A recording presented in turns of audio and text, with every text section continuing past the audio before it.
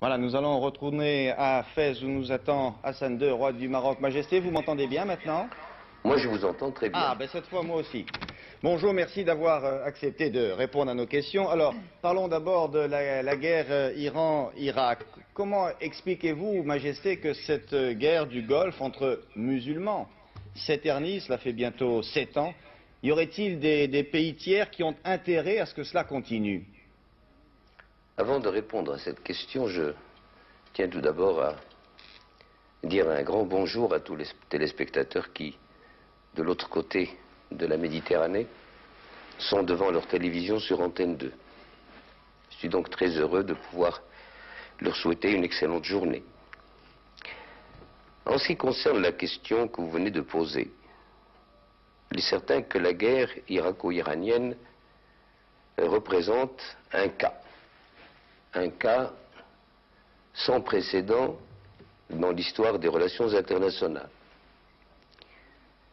D'abord sur le plan de la représentation diplomatique. C'est la première fois que l'on voit une guerre entre deux pays alors que les ambassades respectives sont toujours ouvertes et que le drapeau de l'adversaire continue à flotter sur son ambassade. Deuxième aspect, qui est vraiment un précédent qui peut être extrêmement grave pour la région, c'est que j'ai l'impression que la guerre irako-iranienne, enfin la guerre militaire, n'est faite que pour amuser le public. C'est un show. Un show, il y a des fusées intercontinentales, il y a des raids d'avions, il y a des coulages de pétroliers et de plateformes. Et il y a des morts aussi. Il y a des morts, il y a la présence d'une armada internationale comme jamais on en a vu. Mais la vraie guerre, à mon avis, celle qui se passe en dessous, c'est une guerre d'exportation d'idéologie sous couvert de l'islam. Et alors là, comme vous le savez, les musulmans étant nombreux, ils sont 1 milliard, éparpillés dans le monde, alors là, les conséquences de cette guerre géographiquement visible risquent d'être imprévisibles. Majesté, justement, à propos de l'islam, vous avez récemment lancé un appel aux musulmans pour qu'ils se réunissent en concile. Vous avez vous-même été très inquiet des événements de la Mecque. La menace pour vous, aujourd'hui, vient-elle du radicalisme de la foi islamique? Ici, en Europe, on dit intégrisme, Majesté. Mais en réalité, il y a deux termes qui doivent être employés dans ce domaine. C'est le fondamentalisme d'une part et le radicalisme. Je ne suis pas pour l'intégrisme. Et les gens de la Sunna sont des fondamentalistes. Les gens de la Shia sont... des orthodoxes, disent-ils. Comment? Des orthodoxes, disent-ils. Nous sommes les orthodoxes, les gens de la Sunna. Mais ce projet de synode que vous avez de réunion des sages musulmans, oui. Est-ce que le fait que vous soyez descendants du prophète peut avoir une importance? Est-ce que les chiites reconnaissent cette parenté que vous avez? Ah oui, ils la reconnaissent. C'est du reste de cela qu'est parti le mouvement de la Shia tout de suite après la mort du prophète. Majesté, s'il Car vous on plaît. considérait que, après ces deux premiers compagnons, le khalifa de l'islam devait revenir aux descendants du prophète. Majesté, s'il vous plaît, une petite explication de thèse pour ceux qui sont des profanes. La sunna, la shi'at, qu'est-ce que c'est? Bien, disons que la sunna, c'est le rite orthodoxe musulman, oui. Et que la shia, tout en n'étant pas hérétique complètement, demeure quand même une hérésie, d'autant plus que sous le mot shia, il y a 93 espèces ou sectes ou écoles de shia. La plus dangereuse, la plus extrémiste, celle qui est la plus loin de la sunna, est justement la shia jafariya, qui est le rite officiel de l'Iran. Et c'est pour cette raison que j'ai pensé que nous avons bien vécu pendant 14 siècles entre sunnites et chiites, et que tout à coup, nous voyons surgir un conflit accompagné d'autres conflits qui s'inscrivent dans un voisinage de déstabilisation. Alors, j'ai proposé à ce qu'une conférence islamique ait lieu, d'abord pour qu'il y ait une explication franche, et deuxièmement pour que nous puissions créer des commissions de réflexion entre sunnites et chiites et revenir au moins au statu quo hanté avec un minimum de tolérance. Majesté, dans votre pays, croyez-vous vous-même à une menace des radicaux, des plus radicaux? Non, je n'y crois pas. Je n'y crois pas parce que notre religion, ici au Maroc, est très bien défendue, positivement défendue par notre rite malékite, par nos enseignements religieux et aussi, je le dirais, par nos traditions ancestrales. Mais comment on explique que ce développement du radicalisme musulman dans certains pays? Est-ce que c'est un problème social d'abord, à votre avis? Non, je pense avant tout que c'est un problème d'ignorance. Il ne faut pas oublier que le Coran et les hadiths du prophète sont en arabe. Les musulmans, tous les musulmans du monde ne parlent pas l'arabe. La plupart ne savent même pas ce qu'est l'arabe.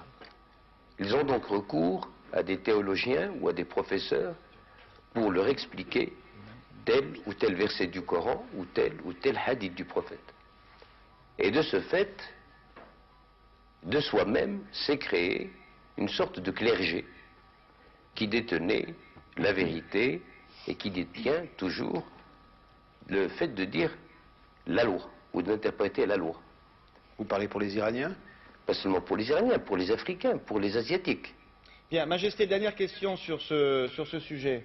Majesté, croyez-vous possible un vrai dialogue avec l'imam Khomeini? Si nous ne sommes pas trop indiscrets, qu'avez-vous l'intention de lui dire si ce concile se réunit? Je ne pense pas personnellement que si ce concile se réunissait, qu'il y assisterait personnellement.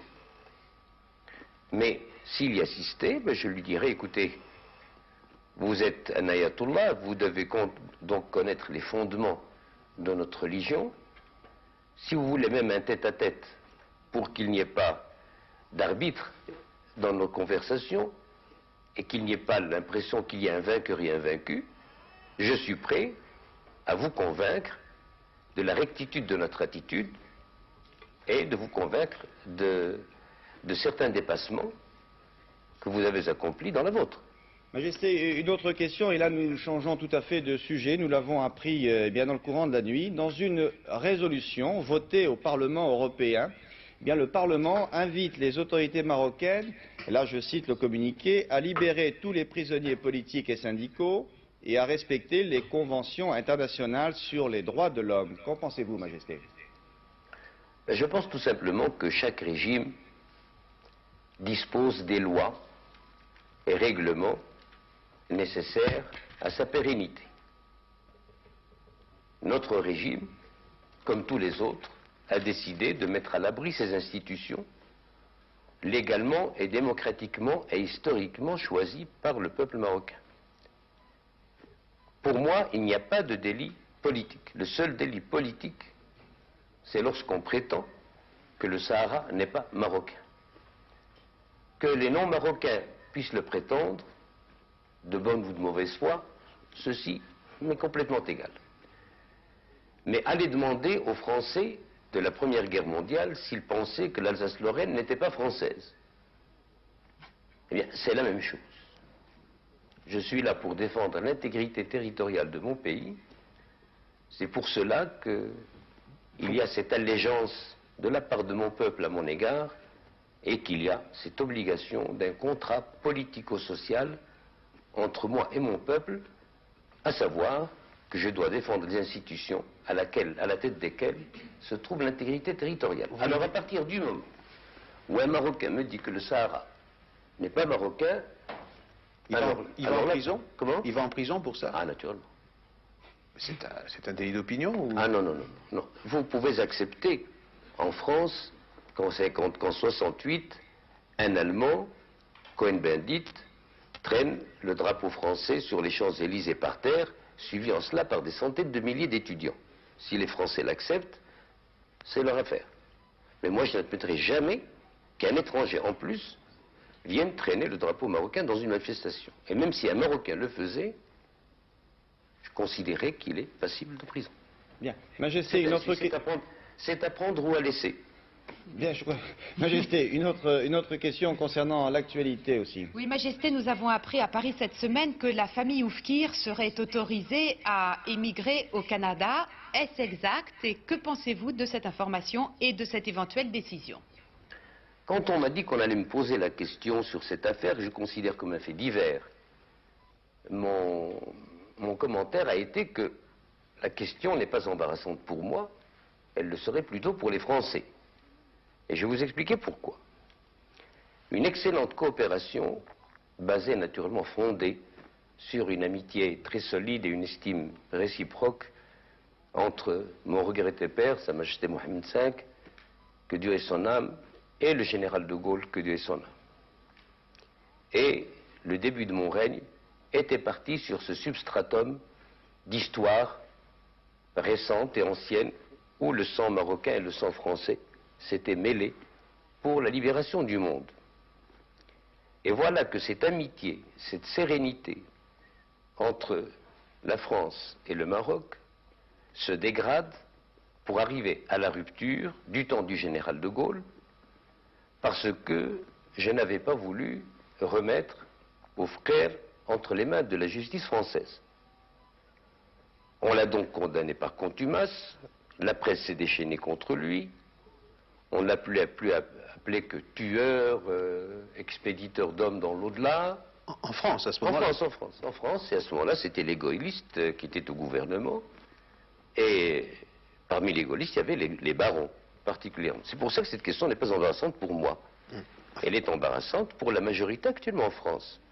Pourquoi, au bout de 15 ans, vouloir refaire remonter cette affaire à la surface alors que, ma foi, ce que nous avons à faire avec la famille du défunt est une affaire qui concerne un souverain et une famille qui fait partie de ces sujets.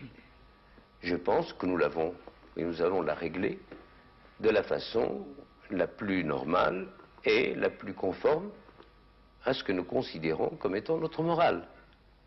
Est-ce que vous allez recevoir Mme Oufkir comme elle l'a demandé? C'est-à-dire que, après cette réponse, je ferme la parenthèse.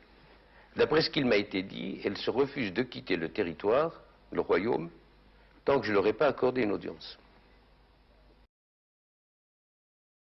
Mais, Majesté, la famille de M. Oufkir a été mise au secret pendant tout ce temps. Est-ce que ça, c'est une période qui est révolue et on termine sur ce sujet?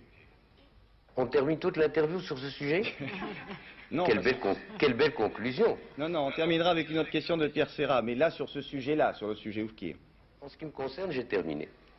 Bien, Pierre. Majesté, je voudrais vous dire, on a parlé au départ de la guerre du Golfe, on va y revenir, on a l'impression que cette guerre qui a été entreprise par l'Irak et que l'Iran ne veut pas finir, n'a pas de solution. On l'a dit tout à l'heure, il y a 3 guerres, il y a la guerre immédiate entre deux pays voisins, et la guerre qui a débordé sur le Golfe, et puis il y a la guerre séculaire entre les Perses et les Arabes. Est-ce que vous pouvez faire quelque chose? Est-ce qu'il y a une solution? Parce que ça menace tout le monde, et les Arabes en particulier. Écoutez, je ne vois pas de solution tant que les grandes puissances adoptent une attitude verbale et publique et font le contraire sous tant qu'on fournit, on soumet des armes aux belligérants. Et en plus de cela, je l'ai entendu plusieurs fois, dans les grandes capitales, nous ne voulons pas que l'Iran gagne, mais nous ne voulons pas non plus que l'Iran perde, que l'Irak perde. Voilà l'axiome de l'actualité, tout au moins chez les Occidentaux. Et chez les Arabes? Comment? Et chez les Arabes? Alors chez les Arabes, comme vous le savez, je n'ai pas à vous expliquer la situation. Nous allons à Amman, un conseil extraordinaire des chefs d'État arabes, et nous allons nous trouver confrontés devant deux choix. Faudra-t-il commencer par les problèmes arabo-arabes ou commencer par les problèmes arabo-iraniens? Ils sont aussi insolubles les uns que les autres, moi je crois. Dans l'état actuel des choses, j'ai l'impression que les contradictions sont arrivées à un tel stade d'exacerbation que tout ce qu'on peut souhaiter, à mon avis, et je suis optimiste, c'est qu'il n'y ait pas d'escalade et qu'on puisse revenir au dialogue dans la grande famille musulmane, plutôt que de la laisser dans la petite famille arabe. Majesté, je vais vous remercier Nous terminerons sur ce vœu d'espoir. Merci de nous avoir reçus. Bonne chance pour la conférence d'Amman. Merci beaucoup et à bientôt.